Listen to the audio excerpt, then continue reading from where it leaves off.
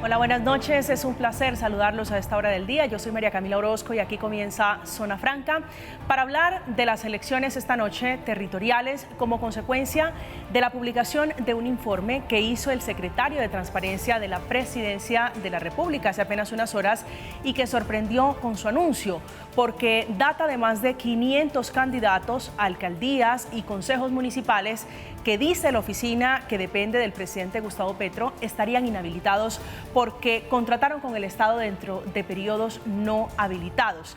La denuncia sorprendió en buena parte a los partidos de oposición, sobre todo en el Congreso de la República, donde hay varios congresistas que están reaccionando diciendo que no es una función que corresponde a esa oficina de la Presidencia de la República. Y en un tono mayor, la senadora Angélica Lozano, de Los Verdes, que dijo que estamos frente a una policía política del Gobierno Nacional. El Estado de Derecho se respeta. ¿Cuál es el artículo de la Constitución que permite policía política desde la Presidencia de la República?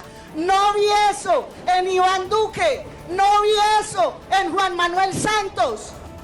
La verdad es que no hay antecedentes de un informe de esta naturaleza a 12 días de las elecciones y por eso le llueven críticas muy duras a Andrés Hidárraga, que es el secretario de Transparencia, quien luego de ese informe quedó en el ojo del huracán de los partidos de oposición, porque increíblemente uno de sus argumentos es que no aparece allí, no por lo menos en los renglones principales, los partidos afines al pacto histórico ni el logo del partido de la coalición de gobierno, porque no le cabían en esa tablita que él le informó y que le publicó al país. Pero más allá del tierrero, el tema político ha escalado por cuenta de la desautorización del ministro del Interior, que salió a desmentirlo, salió a decir que no apoyan ese informe y que fue inadecuado, inapropiado e impertinente, por supuesto, porque hay allí un muy alto tufo de una participación en política de uno de los hombres más cercanos al presidente Gustavo Petro. Vamos a hablar, por supuesto,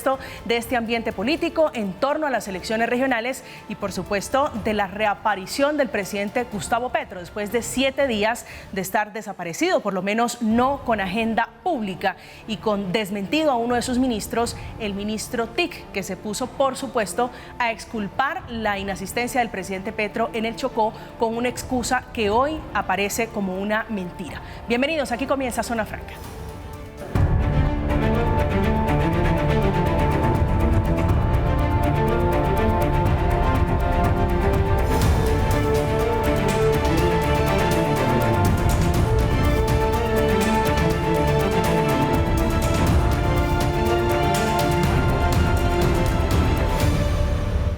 Como ya parece una costumbre, el presidente Petro, sin ninguna justificación, ayer dejó plantadas a las comunidades en el departamento del Chocó y lo exculpó de esta manera su ministro TIC, Mauricio Liscano, diciendo que estaba solucionando un asunto internacional producto del conflicto entre Israel y Palestina y que lo excusaran porque ese era el motivo de su inasistencia. Excusar al señor presidente de la República, quien tenía todo el deseo de acompañarnos, pero ustedes saben que en este momento estamos dentro de un conflicto entre Palestina e Israel y el presidente le tocó quedarse en Bogotá resolviendo algunas cosas de carácter de relaciones internacionales. El presidente Petro le salió el paso a las críticas porque todos, incluida la prensa, se preguntaban dónde estaba el presidente Gustavo Petro, que estaba siendo excusado no solamente por el ministro TIC, sino por el ministro del Interior, diciendo que estaba ocupándose de asuntos de la paz total. El presidente Petro aclara que no estaba ocupándose de esos temas, ni de la paz total, ni de asuntos internacionales, que sufrió una caída. Fíjense ustedes, esta es la publicación que hace en su cuenta oficial de X el presidente Gustavo Petro, diciendo que se cayó el lunes en la mañana en Cartagena y que ayer estaba muy adolorido y decidió tomar un reposo, que hoy se ha restablecido y entró en actividad y que va a reprogramar la reunión en el departamento del Chocó. Así que allí deja el presidente Gustavo Petro un poquito mal parado a algunos de sus ministros que salieron a intentar exculpar la razón de su inasistencia. Vamos a hablar de eso, de la desaparición o de la reaparición, como usted lo quiera leer, del presidente Petro. Hemos invitado esta noche a Óscar Ortiz, es ex-SAR anticorrupción, gestor de la séptima papeleta. Doctor Ortiz, un gusto como siempre, bienvenido a Zona Franca. Muchísimas gracias por la invitación, un saludo a los compañeros de mesa, muy amables. Gracias. Laura Bonilla, subdirectora de la Fundación Paz y Reconciliación, PARES, que es una organización que vigila, que está muy atenta a estos temas de política. Laura, como siempre, un placer tenerla aquí, bienvenida.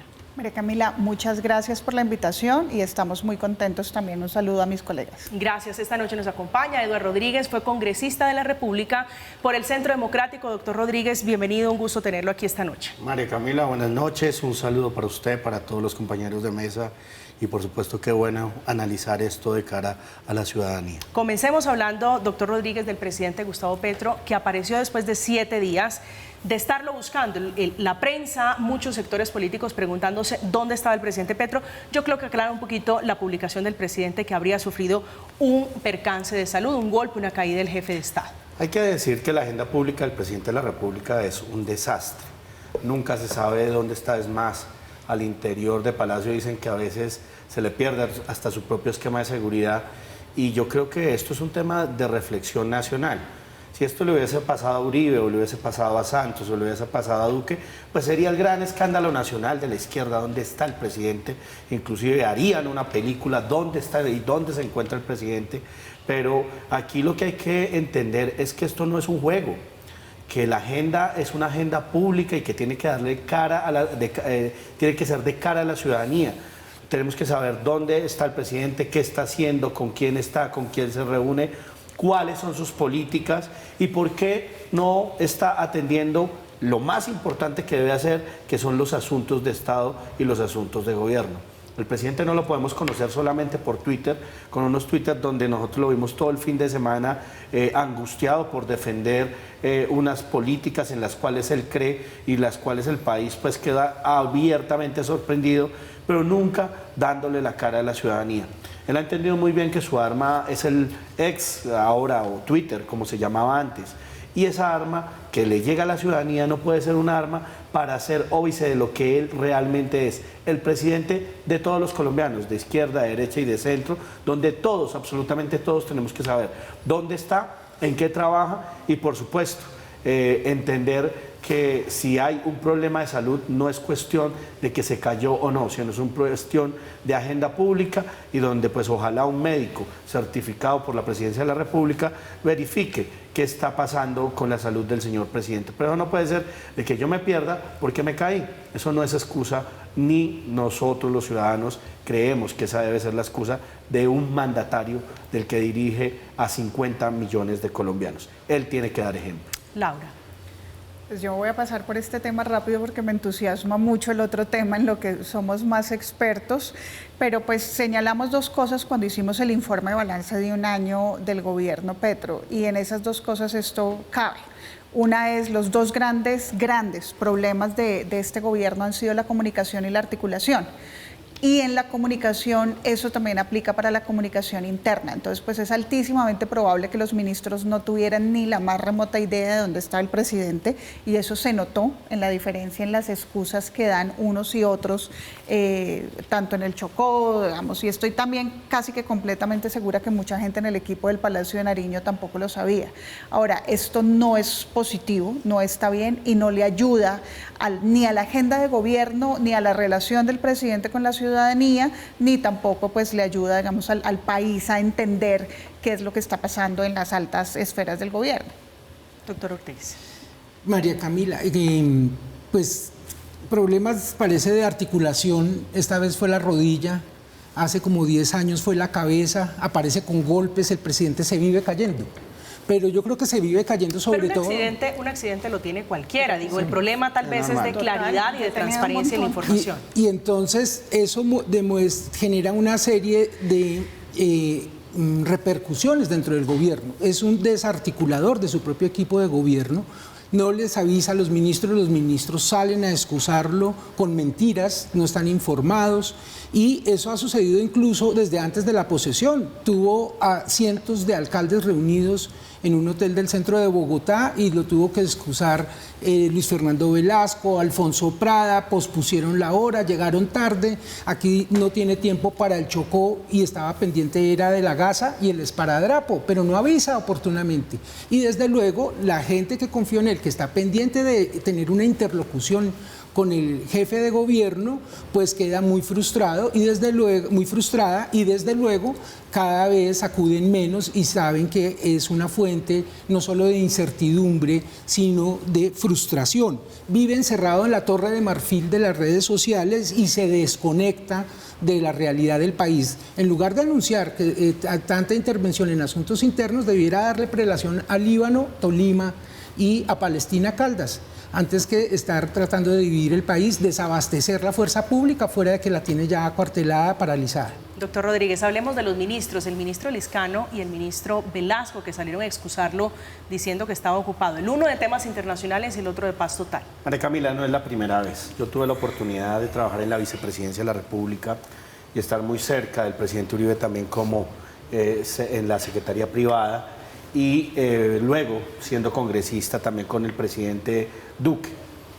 Mire, la agenda y manejando la agenda Angelino Garzón era una agenda pública. Se sabía a qué hora salía y no es una agenda pública porque se quiera, sino porque eso requiere una logística fuerte y también unas posiciones muy serias de gobierno. ¿A qué le vamos a dar prioridad? Le vamos a dar prioridad al Chocó, tenemos que organizar una salida del Chocó, tiene que haber una avanzada donde más o menos van 100, 200, 300 hombres dependiendo del problema de seguridad que exista en cada una de las regiones.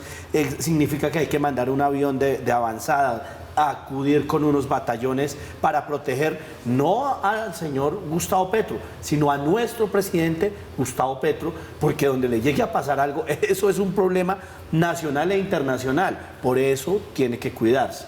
Ahora, esto es una logística donde tiene avanzada, donde tiene una serie de, digamos, directrices del propio gobierno y es, si le vamos a dar la prioridad a Chocó, ¿qué vamos a hablar en Chocó? ¿Con quién vamos a invertir? ¿Qué ministros vamos a llevar? El ministro del Interior, la directora de DPS. ¿Con quién vamos a llevar un paquete social? Ahora, si el paquete es también de seguridad, tengo que desplazar a los altos mandos militares, al comandante del ejército, al comandante de la policía, y eso requiere también una logística. Y también tengo que mirar si trabajo con la fiscalía para poder llevar a alguien de la fiscalía de tal manera que quiera atacar una organización criminal y quiera dialogar con la comunidad.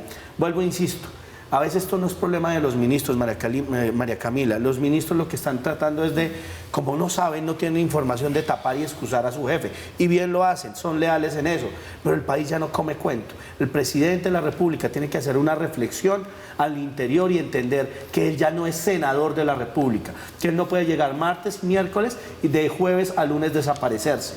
Creo que es momento en que Colombia necesita más claridad de su presidente y que se entienda que el presidente de la República es una figura que tiene que unir a todos los colombianos y no una figura donde todo el mundo lo está buscando, incluso su propio partido. Bien, hecho ese paréntesis sobre la salud, sobre la desaparición o aparición del presidente Gustavo Petro, ahora sí el tema del día, que es ese informe, el informe de la discordia, el informe de la Oficina de Transparencia, que lo publica de esta manera Andrés Hidárraga, que es el secretario de Transparencia de la Presidencia de la República, un hombre muy cercano, un escudero fiel del presidente Gustavo Petro, que le informó al país hace apenas unas horas que hay 526 candidatos a consejos municipales que están inhabilitados y otros 27 aspirantes a alcaldías por haber celebrado contratos dentro del último año a pesar de estar prohibido.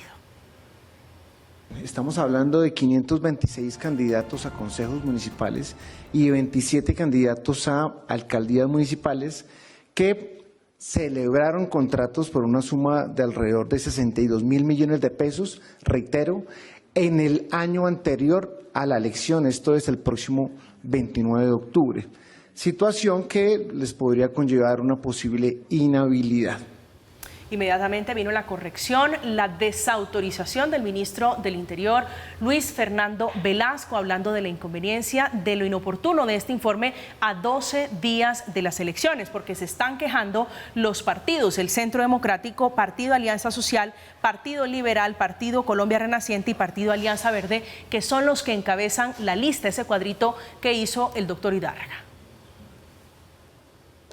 La posición del gobierno nacional frente a esas afirmaciones es que quien puede definir quién está habilitado o quién está inhabilitado es el órgano que la Constitución y la ley define con claridad, y nosotros, quienes ostentamos altas posiciones en el Estado, tenemos que ser respetuosos de esas decisiones. Ahora sí, Laura, su tema, el tema para la que la he invitado esta noche a hablar, que es su tema, el tema político. ¿Está participando en política, sí o no, el doctor Hidárraga? Mire, yo creo que fue una cosa supremamente desafortunada ese informe por varias razones. Primero, porque no es su rol ni es su competencia, en eso tiene toda la razón el ministro. Vamos, él no tiene por qué sacar una lista de posibles o potenciales inhabilitados. Ahora, es muy notorio que no actuó, vamos, a título de gobierno, que actuó a título personal, y eso también dice mucho, digamos, de las calificaciones del doctor Hidárraga para ejercer el cargo en el que está nombrado. Ahora, dicho eso, digamos, la Secretaría de Transparencia estructuralmente tiene un problema, y es que uno no sabe muy bien para qué sirve y para qué no sirve.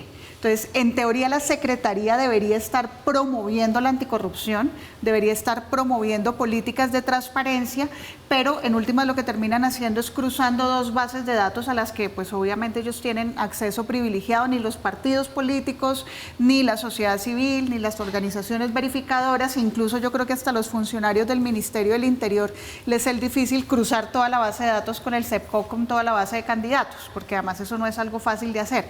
Entonces invirtió una cantidad ingente de recursos, de equipo humano, para sacar una lista de 500 personas que tuvieron probablemente, eso lo tendrá que revisar el Consejo Nacional Electoral, si es que tiene la capacidad y la voluntad de revisar uno por uno esos 500 casos, que es quien tiene que decir si están habilitados o no. Ahora, sacar esto y hacer los conteos de partidos como lo hace, pues sí, definitivamente es una cosa supremamente desafortunada y además bastante tonta.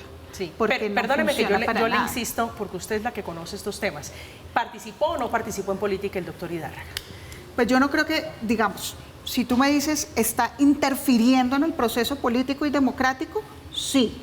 Diciendo, ¿está participando a favor específicamente de un candidato? Ahí sí no lo podría decir, digamos, yo como a ciencia cierta, porque digamos nosotros revisamos hoy después de salir muy juiciosamente la base de candidatos, y efectivamente también ahí hay candidatos que hacen parte del pacto histórico, están en la base. Por ejemplo, uno de los partidos que más está en la tablita es el MAIS, que hace parte del pacto histórico, pero pues que también es un partido muy conocido por ser uno de los principales gestores de operadores políticos en Colombia. O sea, básicamente puede estar en el pacto, puede estar con la U, puede estar con Cambio Radical, puede estar con quien quiere, que es característica de las elecciones. Vamos, el informe no dice nada nuevo, dice que hay candidatos que contrataron y dice que podrían estar inhabilitados, pero la utilización que está haciendo la Secretaría de Transparencia con el doctor Hidárraga a la cabeza sí es una muy mala utilización y sí se puede leer como interferencia en el proceso democrático. Doctor Ortiz. La corrupción es un fenómeno sumamente grave.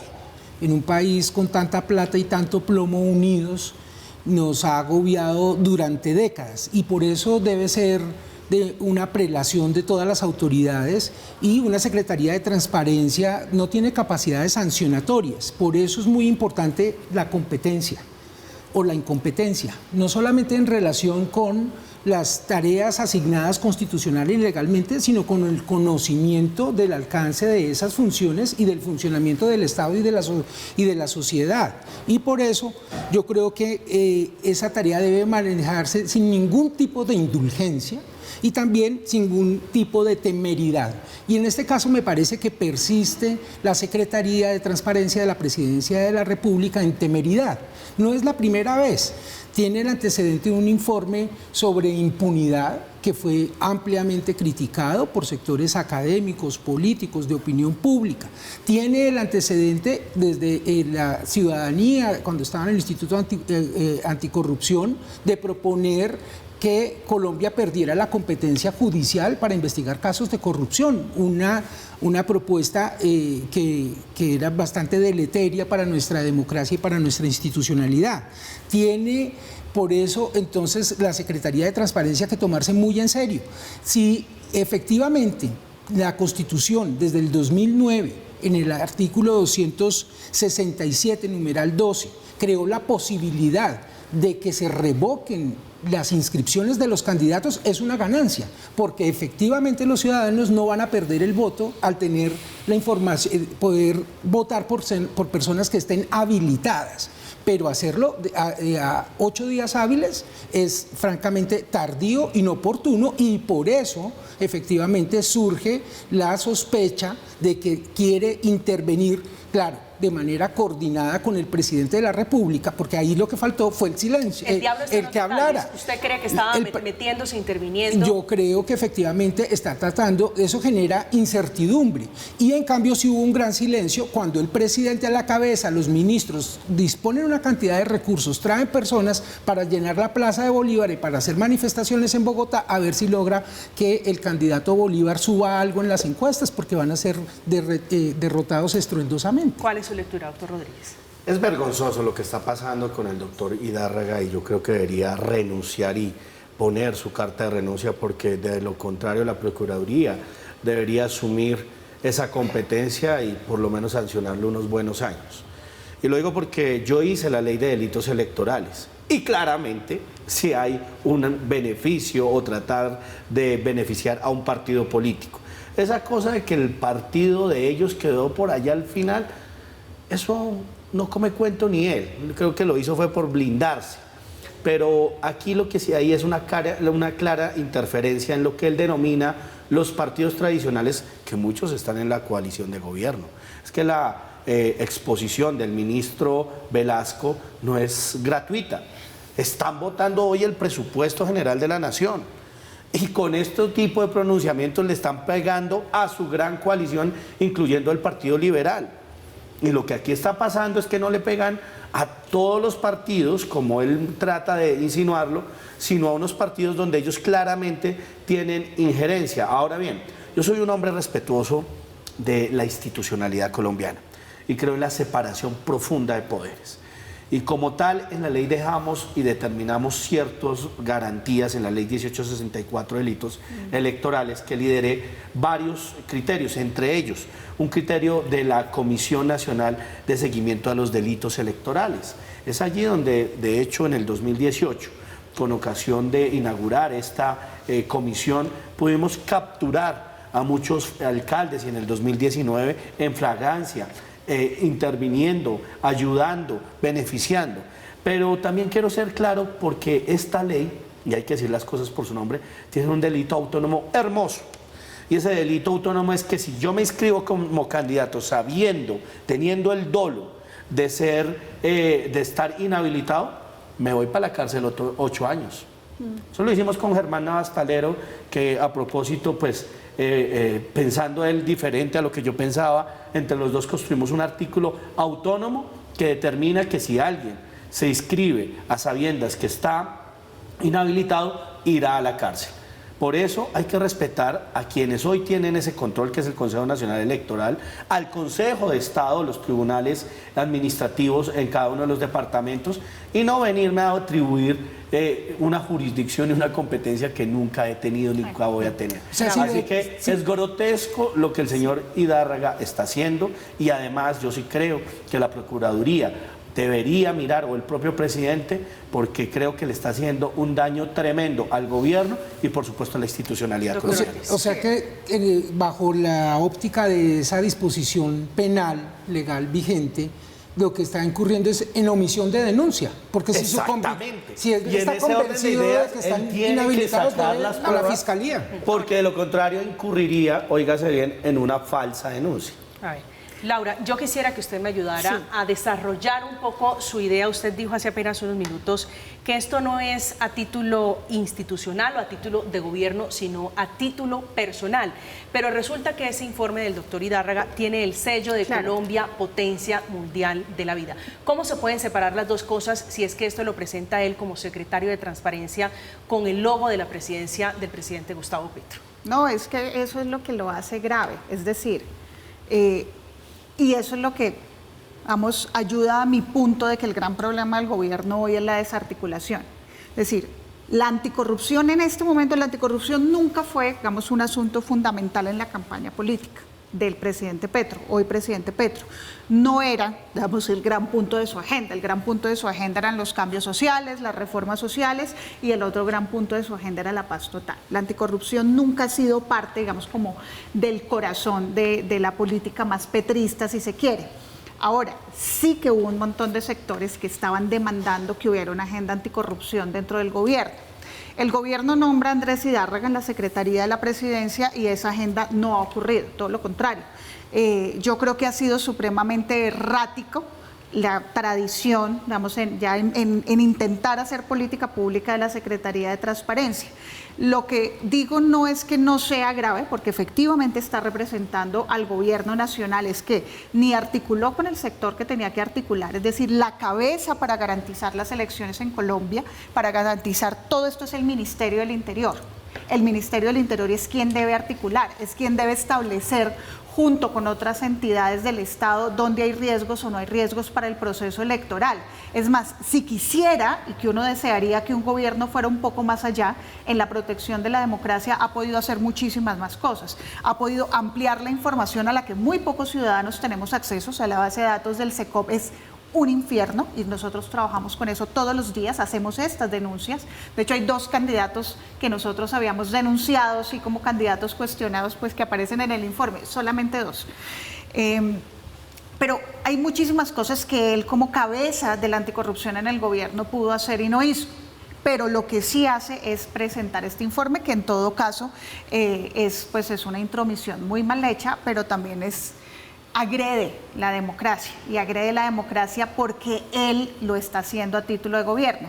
Lo que no creo es que haya una orientación del gobierno, digamos, de la presidencia de la República, del presidente de la República, ni una orientación del Ministerio del Interior. Básicamente, y perdón la palabra y la expresión que no debería usarla, pero está haciendo lambonería del presidente. Una rueda suelta, ¿se podría decir que es una rueda suelta en el gobierno del presidente Petro? Voy a decir, mira. Pero, o sea, creo que es muy dura, pero es muy dura, lo que pasa. Más petrista que Petro. Déjame decirle un poco más desde la ciencia política eso. Bueno. Cuando tú has creado una competencia interna, o sea, cuando hay gobiernos con baja articulación y baja comunicación entre sí, ese tipo de competencia entre funcionarios empieza a surgir. Y eso depende mucho del tipo de liderazgo que tú tengas en el tope y en la cabeza. Entonces sí es verdad y sí se puede ver también que hay muchos funcionarios dentro del gobierno que están tratando de competir entre sí por quién brilla más, o bien ante los ojos del presidente o bien ante los ojos de la opinión pública. Eso se llama, en el argot popular, se llama el famoso codazo. ¿Cómo es su tesis, doctor Rodríguez, de la lambonería? No quiero irrespetar al doctor Idárraga, pero fíjese que no es mi tesis, es la tesis. Yo la puse mucho más para abonarle a esta discusión, el ministro del Interior dijo hoy en Blue Radio que él le pidió que no lo publicara. Es decir, hubo previo antes de que se publicara el informe, un llamado de atención a que no se publicara. ¿Usted cree que es una rueda suelta o cómo es su tesis de la lambonería? Los políticos están llenos de egos. A mí mismo me pasó eso. Uno anda como que... pero hay algo que es claro, y es que en esa confrontación lo que ellos quieren es buscar un titular. Y buscar un titular tratando de decir, es que yo sí hago. No obstante, ese titular tiene cosas que pueden ser buenas o pueden ser malas. Uno puede ser una denuncia de anticorrupción muy seria, como la que yo presenté en la comisión de acusación o ante el Pleno del Senado de la República sobre el cartel de la toga, donde con pruebas metimos a más de 3 magistrados a la cárcel, donde dividimos, hicimos una investigación seria, o por supuesto esta donde tratan de sacar simplemente un titular. En ese orden de ideas yo sí le hago un llamado al gobierno nacional. Uno, yo creo que tiene que estar articulado y tiene que copiar mando, si no la persona está totalmente desubicada y debería retirarse, o la deberían sacar, o la Procuraduría la debería sancionar. Dos, creo que le están haciendo un daño terrible al gobierno y a la institucionalidad colombiana, porque por un lado puede llamarse de que sí, yo quiero llamar o quiero decir que puedo denunciar algo, pero María Camila, perdóname, es que también está diciendo que entonces el Consejo Nacional Electoral no sirve, o que el Consejo de Estado no sirve, o que la Fiscalía no está sirviendo. Perdóneme, o sea, no son competencias de él. No, esas son competencias mías, yo lo puedo decir. Bueno, tú como sociedad civil, yo también como consultor, usted también como ciudadano o como consultores que somos. Pero lo que no puede pasar es que el gobierno haga del poder, y que además se ve muy mal ante la comunidad internacional, como un poder superior. Yo soy el rey, yo mando y yo te digo a ti, tú eres culpable, tú estás inhabilitado. Eso ya pasó y eso está totalmente alejado de nuestro ordenamiento territorial, de nuestro ordenamiento jurídico, pero además porque queda el gobierno como el gobierno que puede liquidar al que se le dé la bendita gana. Ahora no salió pues bien. me parece que efectivamente hay un problema de articulación. La foto de hoy lo atestigua, ¿no es cierto? Está de rodillas, a veces de otro tipo. El hecho de No, que... no sabemos, no sabemos cómo se cayó el presidente Petro. Pero se pegó en una articulación. Sí, se dio un golpe en la rodilla. Está raspada, está lastimada. No, pero ojalá el presidente está lastimada la articulación. Pero este sí es a lo que voy es que efectivamente el Ministerio del Interior tiene unas competencias y no se articula bien, sobre todo si además hablando desconoció la autoridad del ministro. Soy el ministro del Interior, es un consejero presidencial, un secretario de la presidencia. Y si efectivamente habló, entonces lo que primero pasó fue que el secretario de Transparencia desautorizó al ministro. Y el ministro desautoriza al secretario. Eso puede pasar? Él depende del doctor Carlos Ramón González, que es el director y del presidente de la República, claro. Y si efectivamente conversaron y desatendió, de fruto de ese diálogo, se llevó a cabo de todas maneras la presentación del informe, pues pasó por encima del ministro. Y al revés, el ministro, para responderle a la senadora Angélica, desautoriza efectivamente al secretario de Transparencia. Entonces esto debe tener también consecuencias. El ministro hizo lo que tenía que hacer. Una reflexión mucho más profunda respecto a lo que hablábamos anteriormente y lo que está pasando con el secretario de Transparencia y con el ministro, y es que carece de liderazgo el gobierno. Yo no puedo permitir que mi secretario de Transparencia haga lo que le venga en gana. Inmediatamente destituir. Yo no puedo permitir que el ministro del Interior venga y desarticule si no estoy hablando y estoy dialogando con el presidente. El presidente tiene que estar llamando qué está pasando en su gobierno. ¿Por qué me sale un escándalo? ¿Por qué no? ¿Por qué no llega la plata al Chocó? ¿Qué está pasando con el tema de TICS? ¿Qué está pasando con el tema de agrario? Ese es el liderazgo que merece, o que yo he visto en los presidentes de la República, que están en el minuto a minuto. Los que hemos tenido de pronto el honor de compartir este tipo de liderazgos, pues sabemos que la microgerencia es lo esencial para sacar las políticas públicas. ¿Qué hubo? Ya salió el proyecto, ¿dónde está? Oiga, ¿cómo así que usted está sacando un comunicado sin mi autorización? Donde usted está violentando claramente el régimen institucional en Colombia. Así que mire, por una parte, la articulación y el liderazgo del propio presidente están veremos, y segundo, me preocupa que cada uno de los ministros y secretarios estén haciendo lo que les venga en gana. Laura.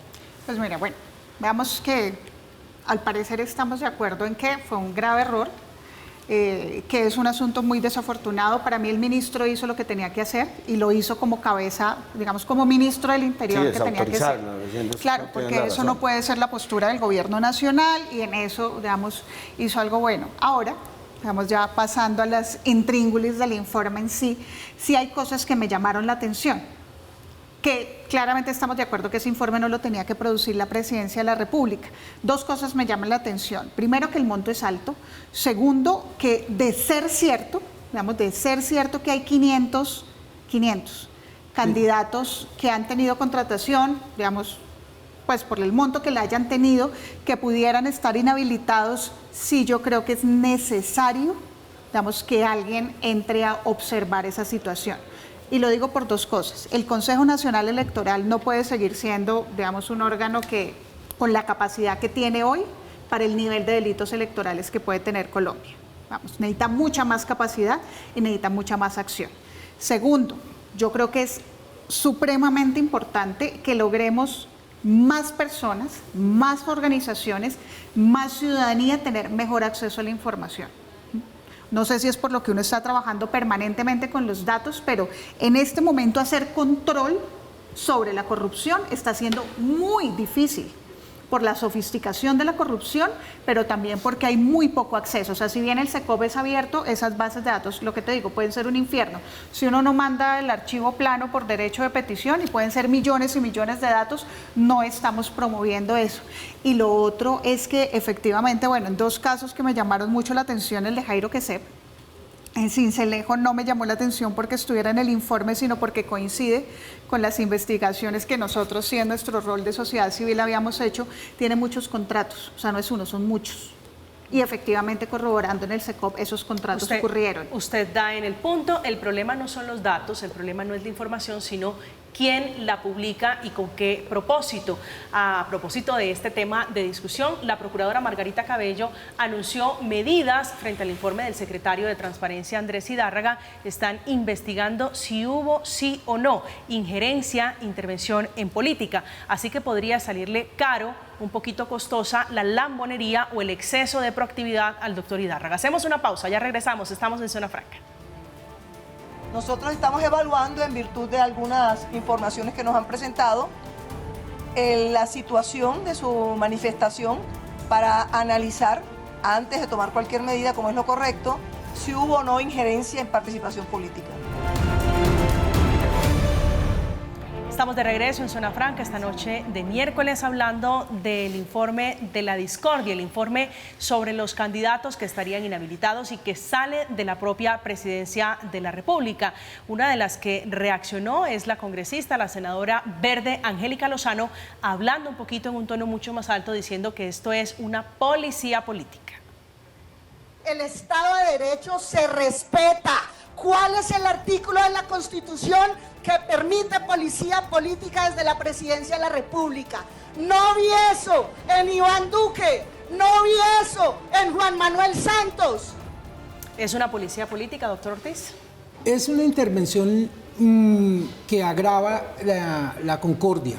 Es una intervención para favorecer a unos, es una intervención que genera incertidumbre y es sospechosamente tardío este informe. Si se hubiera hecho de manera oportuna, no se vería con la intención ni la manera como fue presentada. Los cálculos sobre los porcentajes y el número y el monto, la manera de ordenarlo, implica unas prelaciones que dan a todas luces lugar a interpretaciones como las que hizo el ex representante Eduardo Rodríguez acá. Yo creo que efectivamente así no es factible generar concordia porque no se muestra una imparcialidad por parte del gobierno. Ayúdenos un poquito a desbarajar esa deducción que hace la congresista Lozano, que no lo vio en el gobierno Duque, que no lo vio en el gobierno Santos, criticando al gobierno del presidente Petro. Porque Colombia tiene una larga tradición de no intervención desde la Presidencia de la República en procesos electorales. Abierto. ¿Cierto? Claro, todos tienen posiciones políticas. Todos tienen su corazoncito, diría el ministro Velasco. No, diría todos los partidos, pues si son presidentes de la República, pero tiene una larga tradición de no intervenir. Miren, no estaríamos hablando de esto si no hubiera generado la suspicacia, porque es que lo hizo el secretario de Transparencia a pesar de que el ministro del Interior de su gobierno le dijo que no. Por eso tocaría preguntar, él consultó con el presidente de la República y le dijo de todas maneras, hágalo aunque el ministro le haya dicho que no. Y el ministro luego salió y lo desautorizó. Entonces cae muy mal, porque es que hacerlo de manera tardía no muestra una imparcialidad.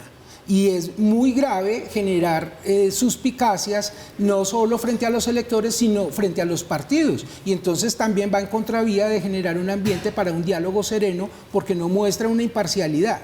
Y efectivamente, en el contexto de que el gobierno está haciendo manifestaciones en Bogotá, trayendo gente de fuera para llenar la Plaza de Bolívar y yendo a las localidades, cuando el candidato a la alcaldía está rezagado en las encuestas, pues establece un precedente que no es aceptable para la tradición colombiana. Quiero unir dos temas, doctor Rodríguez, y es la molestia de los partidos, entre ellos los conservadores pidiendo rectificación, el Centro Democrático y la declaración de ayer del doctor Vladimir Fernández en el Congreso de la República cuando fue electo como nuevo magistrado de la Corte Constitucional, diciendo que su votación, 88 votos, es la muestra de que es posible un acuerdo nacional. ¿Usted lo ve viable con estos tropiezos, con estas incomodidades de los partidos? Permítame hacer un análisis, María Camila, por partes. Lo primero, yo recuerdo en el 2015, yo estaba recién llegado al Congreso de la República y vi que el doctor Germán Vargas Lleras estaba entregando casas por todas partes, viviendas y así. Yo inmediatamente creé un grupo de investigación y nuestro equipo de investigación determinó que estaba haciéndolo de acuerdo donde él tenía sus candidatos a la gobernación, que lo hacía institucionalmente donde aparecían también candidatos, y eso lo pusimos de presente ante el país.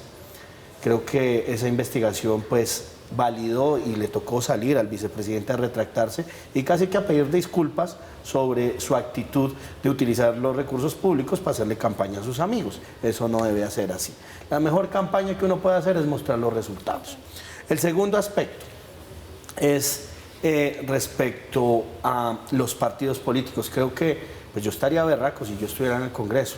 Estaría muy molesto porque cómo así que sacan un informe de policía política diciendo que mis candidatos sin ser investigados están inhabilitados.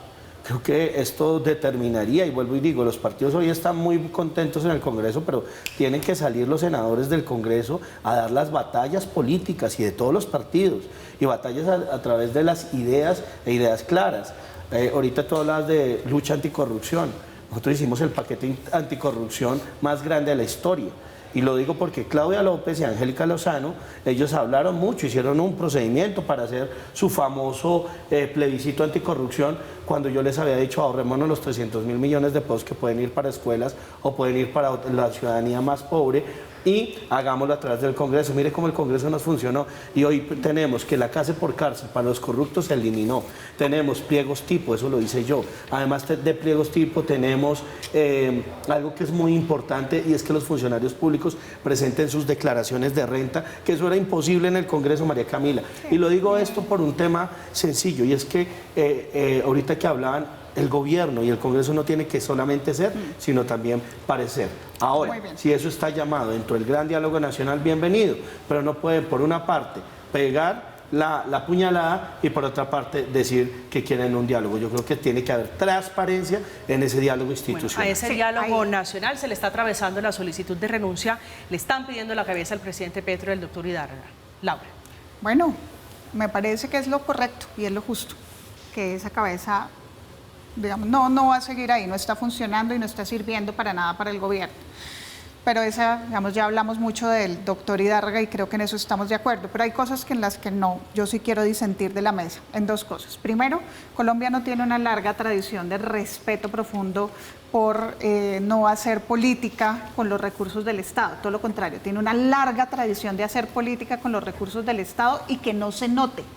Porque también el gran problema que tenemos es que nos la pasamos así. Todos los alcaldes de todos los municipios de Colombia promueven a sus grupos políticos. Parte de lo que sucede con las órdenes de prestación de servicios es que los operadores políticos tienen a su favor unas órdenes de prestación de servicios que no las renuevan si esas personas no están en sus grupos políticos. Si eso no es intervención en política, eso es terrible. Ahora, digamos, tenemos un sistema que es impresionantemente corrupto, impresionantemente eficiente, pero que no se note. Y en eso sí, digamos, me distancio un poco de Eduardo específicamente en eso. O sea, lo que tenemos de anticorrupción en Colombia, muchas gracias por el esfuerzo, que sé que hay congresistas que lo han hecho, pero no está funcionando. Vamos, el sistema político regional de castas, de clanes y de operadores políticos sigue siendo el rey. Y ahorita mismo en estas elecciones lo vamos a ver, pero no me interrumpas porque yo a ti no te interrumpí. Sino que me duele que digas eso, porque hoy la señora Aida Merlano está en la cárcel y en los clanes está No en la importa. cárcel gracias a mi ley de delitos electorales. 57 clanes Y políticos. muchas Mira, personas, hice esto, pero yo te digo voy que hay que a hacer es chiviar. utilizar Voy a la chiviar ley, yo. A ver, denos la usarla. chiva, Pero denos la uno, chiva voy a aquí chiviar sobre- hoy, pero una cosa, digamos que sería muy importante que no me interrumpieras, porque hemos llevado una buena relación en eso. Dos, yo personalmente, la trazabilidad desde hace 20 años, ¿m? Desde que hicimos las investigaciones de la parapolítica a hoy, ¿sí? Y hemos encontrado que en gran cantidad de departamentos, y esa investigación va a salir a la luz próximamente, las líneas de los operadores políticos no han cambiado. Es decir, las casas, las clanes, los castas, metes a la gente a la cárcel, funcionan desde la cárcel. Ramiro Suárez Corzo, ejemplo número 1. La señora Aida Merlano es el peor ejemplo que se puede poner. Pero mira, en Córdoba, la única senadora que tuvo el departamento de Córdoba por fuera de redes de parentesco y localidad fue Leonora Pineda y estuvo avalada por los paramilitares. De resto, seguimos girando absolutamente. Y los clanes políticos, las casas políticas y los operadores políticos, muy ligados con las contrataciones y con la corrupción, van a ser los grandes ganadores de las elecciones regionales este año. Doctor Ortiz. Y yo coincido con lo que está diciendo Laura, y además no solamente son las mismas personas, sino que gente nueva copia las metodologías. Claro. Y por otra parte, es que mi afirmación no era sobre el uso de recursos públicos, yo suscribo por eso tu afirmación. Yo lo que digo es la intervención desde la Presidencia de la República con una imparcialidad, porque está cooptando, o mejor, abarcando, usurpando funciones que no le pertenecen con este informe tardío. Entonces, efectivamente, eso sí puede romper un consenso político que es distinto, efectivamente, a la afirmación en relación con Pero yo los sí aquí hago un intervenciones. llamado a la sociedad civil y a accionarios como pares, que creo que hacen un trabajo destacable, y es denuncien. Es que perdóneme, pero yo no puedo estar, pero yo no puedo aceptar que haga la ley que me costó tanto, que casi no la logramos, donde hay un delito autónomo de constreñimiento ilegal, donde si a usted, señor ciudadano, le dicen es que le doy el contrato, pero tiene que votar por esta persona, como hoy sí pasa en Colombia, como ha venido pasando, pues que a ese ciudadano no le demos la oportunidad de denunciar y no le demos la oportunidad, como ha venido pasando en algunos casos aislados, pero que debería ser generalizado, de que ese ciudadano vote independiente y libremente. Lo que Eso puede sería estar en juego maravilloso, es pero en ese esas no lo gran hemos acuerdo pasado, nacional, el gran denunciando. pacto nacional al que ha invitado el presidente Petro a todas las fuerzas políticas en el país. Pero hay molestia en los partidos, uno de ellos el Partido Conservador, que pidió la cabeza, está pidiendo que se rectifique en este comunicado de prensa diciéndole al doctor Idárraga que esa acusación temeraria redunda en la percepción de la opinión pública y no puede ser la dirección que usted lidera la que promueva acusaciones infundadas como el de evidencia en estos casos, aún cuando esa facultad reposa de manera exclusiva en cabeza del Consejo Nacional Electoral. Es que el reproche, además de la publicación, es que se hace a 12 días de las elecciones y con un antecedente reciente, el de la MOE, que le hizo un llamado de atención al presidente Gustavo Petro, también por posible intervención en política. Hacemos una pausa, ya volvemos. Estamos de regreso ya en la fase final. Doctor Rodríguez, su conclusión para terminar esta discusión sobre la política, sobre el ambiente político a 11 días ya de las elecciones. Yo creo que el gran acuerdo nacional sí debe ser cambiar de rumbo. Uno, transparencia del presidente a la hora de presentarse y presentar su agenda. Dos, no asumir competencias de las cuales ni la Constitución ni la ley se les ha otorgado. Tres, sacar a ese señor Idárraga, que creo que es una vergüenza para el gobierno. Y cuarto, creo que sí tenemos que seguir luchando contra la corrupción, porque pues sigue siendo uno de los peores males que hoy tiene la nación. Futurología un poquito, doctor Rodríguez, ¿cómo cree que le va a ir al pacto histórico el domingo? Va a perder estruendosamente. Yo creo que por ejemplo, en Bogotá, que es donde yo soy, y perdón que me meta en este tema, pero es contundente que va a pasar Carlos Fernando y Juan Daniel Oviedo, y pues ahí veremos ese cara a cara entre estos dos buenos candidatos, que me parece que es lo mejor. Y así se replica en Cali, Medellín, Barranquilla, donde sin duda el gran perdedor de la jornada es el pacto histórico. Y bueno, es que la ciudadanía ya se dio cuenta y no está comiendo entero. Laura. ¿Que cómo le va a ir al pacto histórico? En general, ¿a quién cree que van a castigar el 29 de octubre? Lo que pasa es que yo no creo que el voto local sea un voto de castigo, y lo que estamos viendo también a nivel de ciudades, por ejemplo, es que es un castigo más a los alcaldes que al gobierno nacional como tal. Entonces es más el antiquinterismo que el antipetrismo. En Bucaramanga también, digamos, el caso es antialcalde actual más que contra gobierno nacional, y en eso, digamos que pues el pacto histórico no tiene muchos candidatos, pero digamos dentro del pacto histórico, ¿qué va a pasar? Hay partidos que van a caer parados, el MAIS, por ejemplo, va a apoyar a Dilian Francisca, van a ganar, el MAIS está dentro del pacto histórico, hace parte de la coalición de gobierno. Finalmente, que yo sepa, el partido de la U formalmente sigue siendo coalición de gobierno, es decir, sigue siendo parte del pacto histórico. Independiente, en teoría. Pero no han cambiado el registro, ¿No? Eso hay que, ¿no? Revise y Hay que verás. denunciar. El Partido Verde, por ejemplo, yo creo que el gran perdedor en esto, en realidad en datos, va a ser el Partido Verde. El pacto histórico no puede perder en las locales porque viene de cero. Entonces, si gana una candidatura, viene de 0 a 1. Hay que medir sobre los partidos que lo conforman, es decir, no se puede medir el voto castigo ahí. Doctor Ortiz. Sumo los argumentos de Laura y de Edward, porque yo creo que efectivamente van a castigar a los malos alcaldes, a los malos gobernadores que apoyaron a Petro. Y entonces se suma la sanción por la mala gestión municipal y distrital y departamental con la mala gestión nacional también. ¿Por qué? Porque el presidente quiso ser protagonista del proceso electoral. Por eso estamos convocados hoy a este tema, pero es que venimos de manifestaciones de hace 15 días y del uso de los recursos públicos de manera abusiva para favorecer candidatos. Y entonces, aunque efectivamente Colombia es municipalista, Colombia tiene descentralización y autonomía, y los ciudadanos distinguen bien, efectivamente coinciden esos clanes locales con el apoyo al nacional, y efectivamente yo creo que va a haber una gran sanción al pacto histórico y a Petro. Pues son más de 1000 municipios. Si llega a ser así, sería entonces el gran plebiscito alrededor del primer año largo ya de gobierno del presidente Petro. Llegamos al final. Laura, gracias como siempre por acompañarnos. Siempre. Doctor Ortiz, un gusto. María Camila, muchas gracias. Doctor Rodríguez. Qué alegría verte y estar acá. Llegamos al final de Zona Franca. Esta noche Laura Bonilla, Eduardo Rodríguez y Óscar Ortiz leyendo un poquito de la política del país. El motivo del revolcón político es Andrés Idárraga, que es el hombre de ese informe, hablándole a los partidos políticos que están un poquito molestos con el gobierno del presidente Gustavo Petro. Llegamos al final, quede con la programación habitual. A continuación, impacto económico. Esta noche un informe sobre el conflicto en Oriente Medio, ese conflicto en el que está muy interesado el presidente Petro. Vamos a hablar de cómo afectaría la economía nacional esta guerra en la que está involucrado el jefe de Estado y por el que hoy el embajador Murillo en Estados Unidos está pidiéndole a congresistas de ese país respeto por el presidente Petro. Que tengan una feliz noche, que descansen.